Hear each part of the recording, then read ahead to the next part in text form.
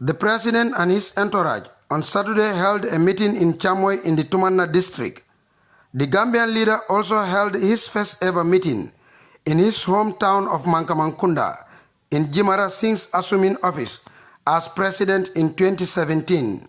President Barrow arrived to a scintillating welcome amid an electric atmosphere. Youth, women, motorists, and a cross-section of the communities turned out in large numbers to welcome the Gambian leader. At various meetings, community leaders, youth, and women representatives took turn to return gratitude to the president and his government for what they described as unprecedented socio-economic and infrastructural development in their respective areas. This, they say, include the construction of roads, bridges, schools, health facilities, and improved access to electricity in rural communities. They, however, appealed for more feeder roads, water projects, agricultural inputs, youth empowerment, and improved security, among other developments.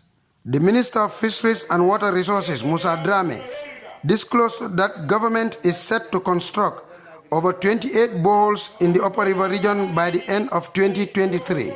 The Minister of Agriculture, Demba Sabali, said government will soon start the construction of a dairy plant in Basse and small ruminant markets and abattoirs in major settlements across the Upper River region.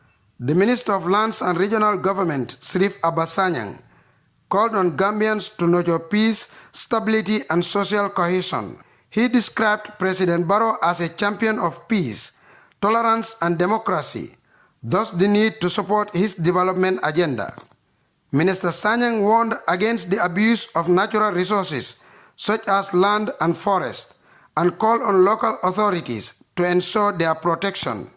Addressing various meetings, the President, His Excellency Adama Barrow, returned gratitude to the people for renewing his mandate as President to lead the country forward. He highlighted numerous developments made by his administration in education, health, agriculture, and infrastructure, among other sectors of the economy.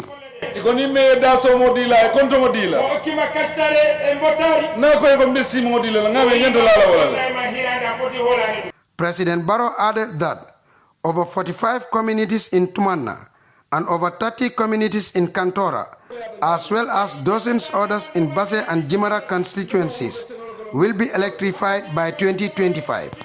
The Gambian leader called on the people to embrace agriculture, particularly rice production for food and nutrition security. This, he said, is the best way to ensure food self-sufficiency amid global economic crisis.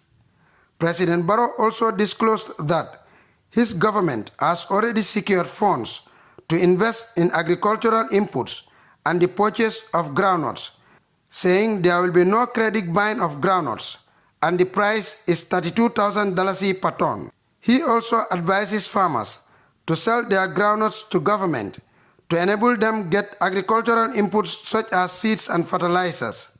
In addition to the distribution of cereals and vegetables, he also advises farmers to sell their groundnuts to government to enable them get agricultural inputs such as seeds and fertilizers.